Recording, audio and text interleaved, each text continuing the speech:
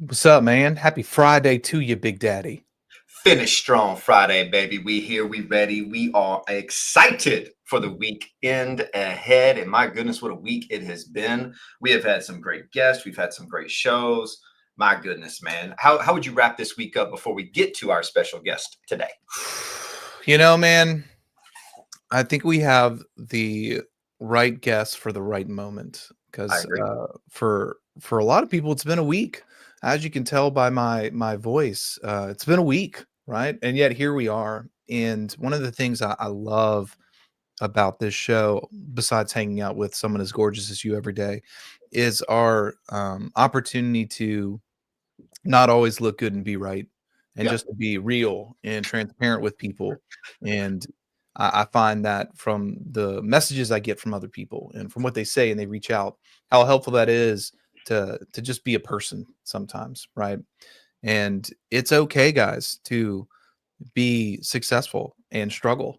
It's okay to be seeking to be successful and struggling. And so wherever you are, just know that you know we see you and we're here with you. And I think this guest, man, is personifying that, Marcus. And I'm excited for what's about to happen. Yeah, man, I agree with you. So I get the honor of introducing this top tier talent from around the country, not only in Gary's top 100. I got to tell you, man, I got to meet her as I was coaching an ALC for the last, I think it's about 18 months that we coached together. I had the privilege of being in their bold room, and from there we got a good bond with the whole group. And she just, man, back in the day they would say, when certain players hit the court, you could just tell they just do the game differently. And Mhm. when she stepped into a room or when she spoke about clients and her systems, and everything just stood out. And over the last year, man, her growth has been exponential. And I'm very excited for everybody to see finally and put Bowling Green, Kentucky on the map. Please welcome to the show, Nikki Adams. How are you this morning, ma'am? I'm great. Thank you for that wonderful introduction. I'll hope to live up to that. Good morning, guys. Good morning. Good morning. Good morning, and thanks for taking the time to be with us. I know how demanding your schedule is between three kids, an awesome husband, a growing real estate retail business, a rental business, a flip business, something other business that I've probably forgot about. My goodness, I don't know if I have enough fingers. Nikki, if you don't mind, give the people about 30 to 60 seconds, just a quick bio of how you started and then where you are currently, and then we'll get into the really good meat and potatoes of the show.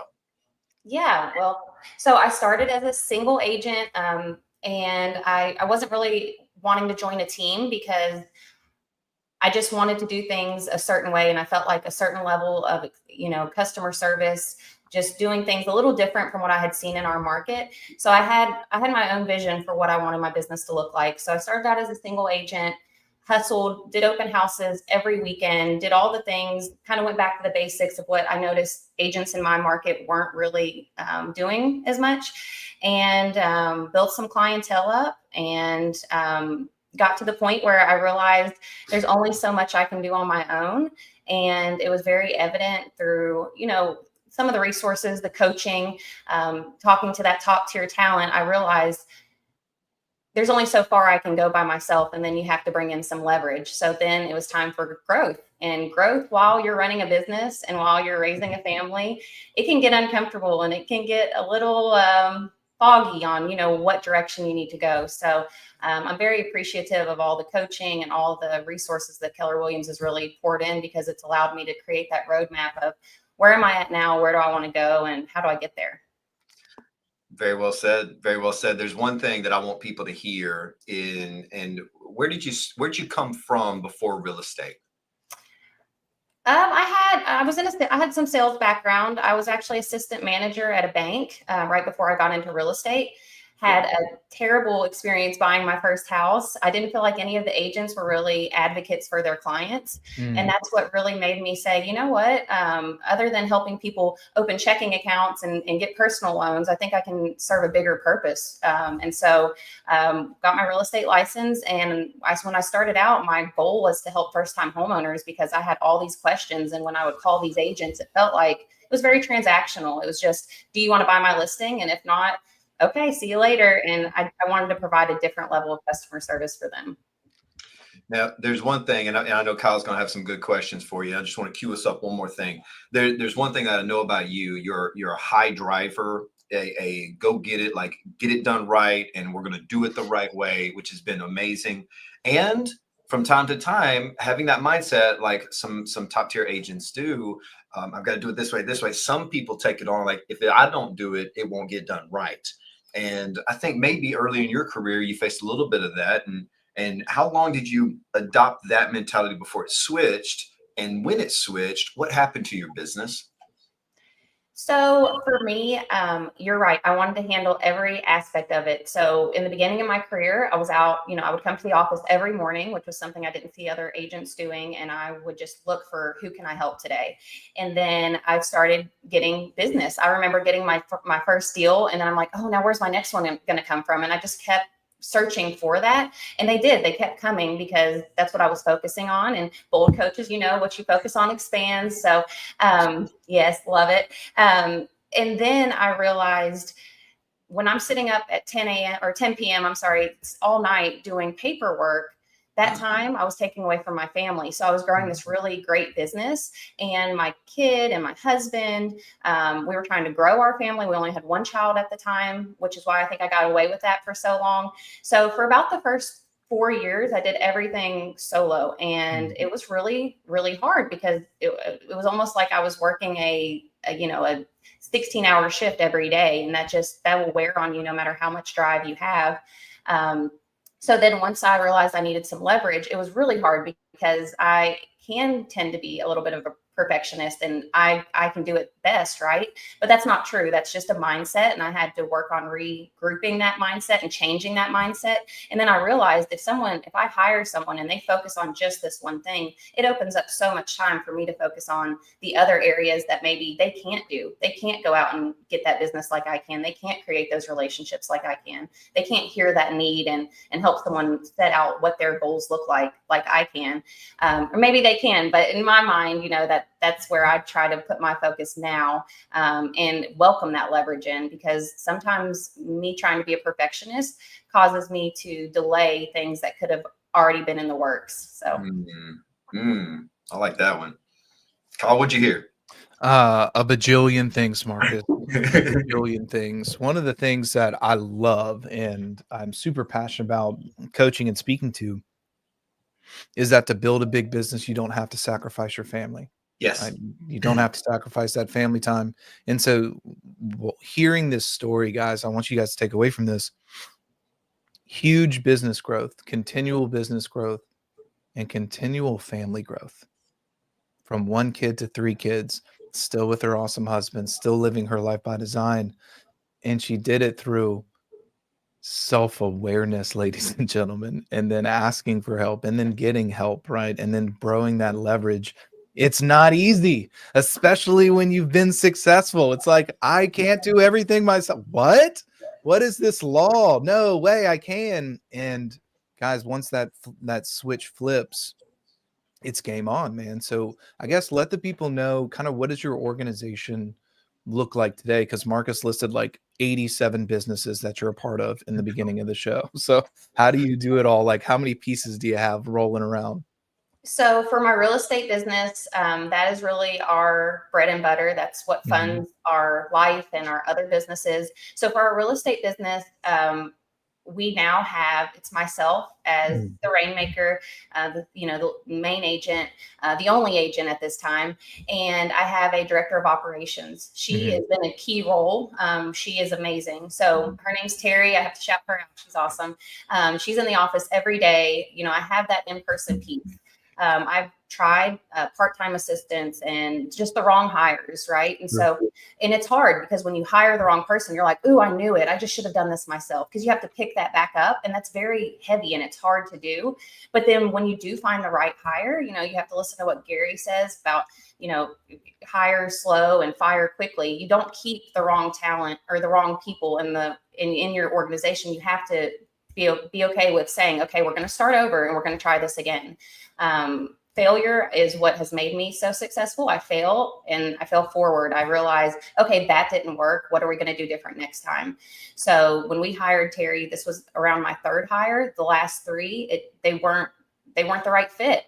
And so with her, it was, the talent comes in and you realize like, oh, I've needed you. Like now I can't imagine my business without a director of operations. For sure.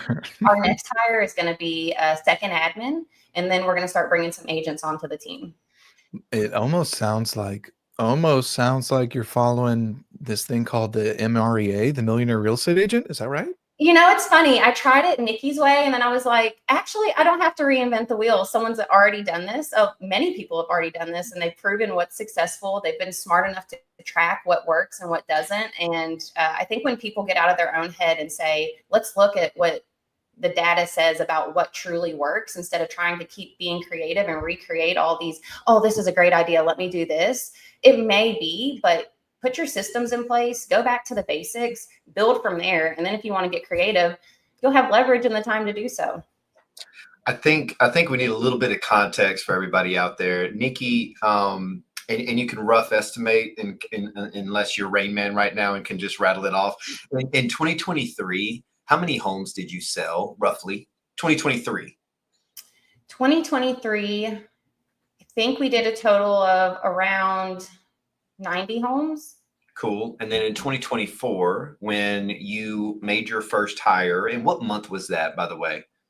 That was in July. So Cool. that was halfway through the year. Halfway through the year. Yeah. What did you do in 2024?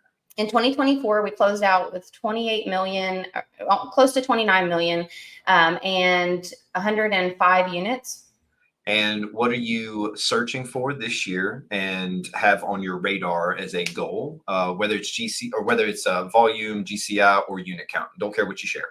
Okay, unit count this year, my goal is 150, helping 150 families, and that will put us at about 40 million in production. Our average price point in Bowling Green is only around 250, so smaller price points, but that gives us an opportunity to help a span of families, you know, different people. I got to tell you, there's nothing small about a price point of 40 million for the year. Okay, there's zero small about that, and I want everybody to hear what she's said so far. So one, failure is a strategy. That's how she's gotten where she is. She sold about 90 homes without leverage. All right. A lot of people would have been like, I'm a baller. I'm good. Like, I'm good there. And she had to battle one thing, Kyle, that I applaud her for never succumbing to, or at least not yet. And that's that good to great, right? That good has never really slowed Nikki down. And Nikki, I'm about to ask you about that. And yet, so we go from 90-ish to 105, and now we're on pace for 150 with leverage. Guys, some of you out there are thinking the only way to grow a team is to go wide with 8 to 10 agents and sell houses. And here we are looking at Nikki, raw and real, right in front of us, and she's going to sell 150 with 2 admins and her churning and burning. Now, obviously, Nikki, there's some showing assistant leverage from time to time, and yet not secured fully on the team. We just have those resources. When you're in growth mode like this, and you've got all these things churning and going, and so much momentum, do you ever have a week where things just go meh, and they're off the rails, and then all of a sudden you're like, wait a minute, this isn't supposed to be. I'm a mega agent. I've got people. Like, I'm supposed to have the best week. Does life ever happen to you? Oh, Marcus, life happens. Life happened this week. This has been a very hard week, and just everything from, you know, what's out of our control, family issues. You know, I had a kid that broke her arm. I've had kids that have been sick all month. It's like when one gets well, the next one, you know, issues with my vehicle, just things that are outside of my control. You know, I had some clients that, you know, they're maybe not my clients, but clients that were in a deal with me, and they had some negative feedback. And, you know, it feels like when you're trying to grow, you have a lot of people and things coming at you. And I feel like that's the universe's way of saying, how bad do you really want this? Do you really want to grow? Or you're going to let all these little things get you down? Because if you're going to let all these things get you down now, then you're not going to be ready for the next step, the next level. So Walk off, Kyle. Walk off. I told you, man. God, what a jammer of a line that is. You just put adrenaline in my veins, man. When it feels hard, when it starts getting hard, it's the universe asking you, how bad do you really want it? Let's go do something today, ladies and gentlemen. Hey, Yes. man, in addition to that, she goes, if you can't handle it now, are you really going to be able to handle that bigger version of that life? And this, come on, Nikki, what a great mindset. Now, let's be real, because we don't need to all look like heroes at all times. Right. And that's how Kyle opened up the show, right? So let's give some clarity, because I get the privilege of knowing some of these details. So I'm going to break it down. Obviously, broken arm for the kiddo, not great. However, what you're not saying is that kiddo is like a basketball savant at her young age, and she's playing on varsity in like 3rd grade. I think she's either way. She's balling out of control years in advance, and she's got so now this is a big deal, especially for her, right? Not only did a car break down, it broke down in the what?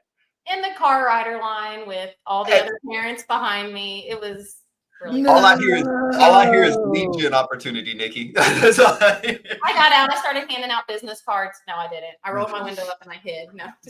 Can't fix my car, but I can sell your house, ladies and gentlemen. Come on Can I by. get there? Can I ride with you to the appointment? No. Yeah. So I'm gonna ask that we get a little bit detailed and vulnerable. You can say no. You can say no. This week, how much business did you secure for future pacing or under contract or anything like that in the amount of GCI? And if you're not comfortable, no worries. But if you are, would be awesome. No, that's okay.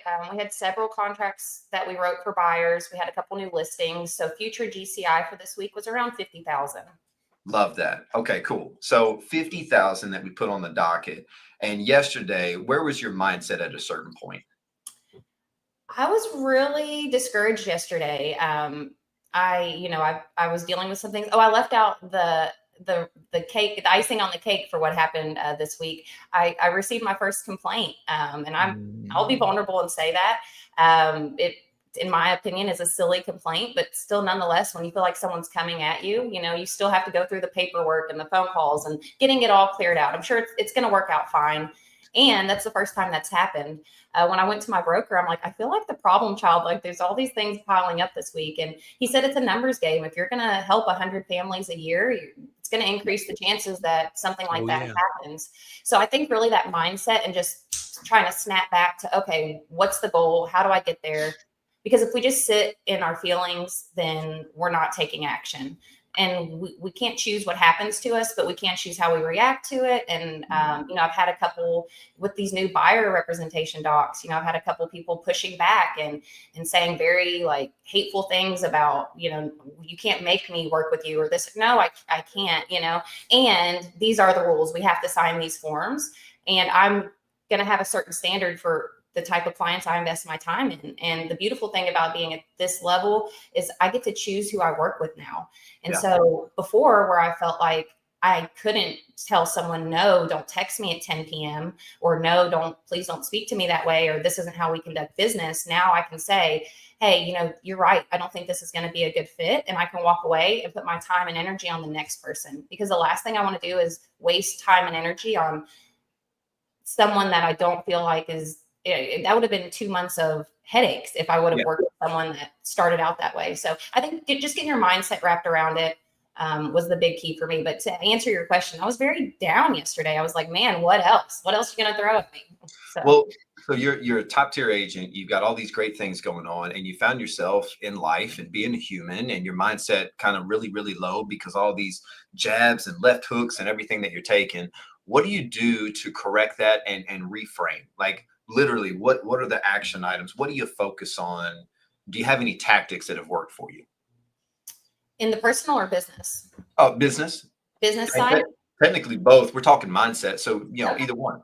Okay. So personal side, I knew this week I really had to get my mind right. And if I just kept coming to the office and focusing on just the issues, I wasn't going to do that. So I went out of my comfort zone, and I worked out more than I usually do this week. And I committed to that. I said, okay, I can control this. This is going to be how I let my steam off.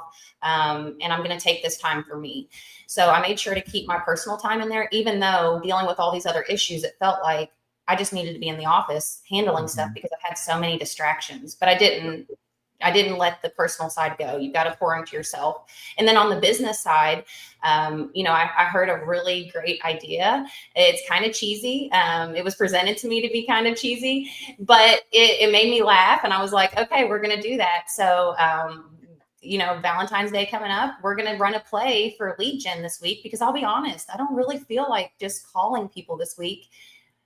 And, I just didn't have that energy. So how do we get that energy back? We do have something a little bit different. So we're going to run a play. It's starting today, and it's, how much I love my clients. I love you a latte. And we're going to send out, mass emails and text and videos to our clients. And the first 50 that call back in and tell me what their next real estate move is, they get a free coffee on us. So, just trying to bring some fun into it, kind of change the scene up, get our mind wrapped back around, hey, this is fun. We enjoy what we do, and not let the little things bog us down. It may be cheesy, but everybody loves queso. So let's just be real here, people. Let's go. One of the things, Nikki, that I heard you say that I love so much, and I'm always putting to myself, right, when I feel like you and have those weeks, and to clients and the people that we coach, when life feels uncontrollable, go back to what you can control. Right? And you did that. Hey, I'm taking this time for me. I may be in the middle of the storm, but I'm going to take this time for me because it's something that I can control. Hey, I don't feel like lead genning this week. Okay, what can I control? Well, I can change the message, and I can change the way that I do it to bring energy and fun back. Like, the people who are truly successful, and obviously your life is proof of that, are seeking to control the things that they can control. And when they do that, they take ownership. And here's the trick, guys. They build strength over their circumstances because they're controlling the things that they can. So, chef's kiss to you. I love how she tied in working out as part of her positive growth mindset. Because here's the thing, you just mentioned you get better through failure. You get better by breaking down a little bit, and that's exactly how our muscles get stronger. We have to break them down first, and then we get a better, stronger, tougher version of. And that's essentially what we do with our mindset. That's what we do with our energy. I'll give a little sneak behind the curtain, or peek behind the curtain. She's running a play, and yet it's a business. It's a strategic business decision. Hear me, Nikki. Just real straight fire. How many calls per week do you fully commit to? Not that you cap it, but that you fully commit to minimally every single week. 55 calls. Last week we did how many? 10. Because of right. So it happened. So she goes, you know what? I'm not going to make 45 phone calls on a Friday. What could I do? And then she got creative. So instead of seeking, and kind of maybe falling a little bit short with energy, if people answer, maybe they're grumpy, maybe they're not, who knows? I've had a week, I don't even want to hear from them. All of a sudden, reframe. How can I still get my numbers in and yet take a different way about it? That, ladies and gentlemen, is the definition of never giving up and never letting that negativity keep you from going where you want to go. So Nikki, I applaud you. I thank you so much for coming and hanging out with us on this show. If people wanted to know how to get in touch with you, anything of that nature, would you mind leaving a comment underneath so they can reach out and kind of pick your brain a little bit? Is that cool? Yeah, I would love to. I'll leave it in the chat.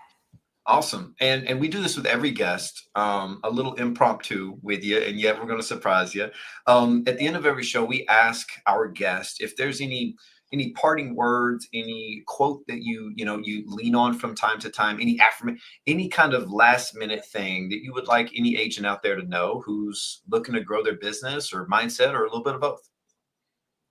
So one thing that I keep telling myself through this growth process, because hiring leverage is hard, especially when you're used to doing it all yourself. I don't know if anyone else is out there like me feeling like that, but so I keep telling myself, if you want to go fast, you go alone. And if you want to go far, you go with people. So that's been really helpful for me. And then the other part that's been really mind blowing and changing growing my business is you have to find your person. You have to get a coach, someone, all the top players have a coach. You have to have someone that's holding you accountable, someone that you can bounce these ideas off of. You know, that play this week, that wasn't just my idea. That was through, you know, speaking to someone who's already been there, done that, seen that, and could give me some advice on, hey, how can we switch this up a little bit? So definitely know that you don't have to do this alone. And that's what I would leave them with.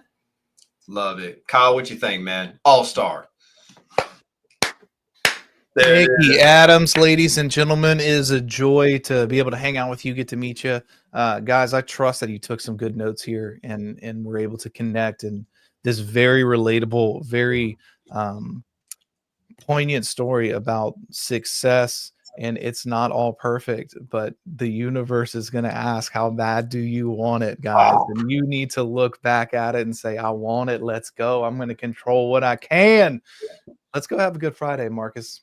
Let's do it. Y'all have a good weekend. We'll see y'all Monday morning. See ya. Thanks. Thanks, Nikki.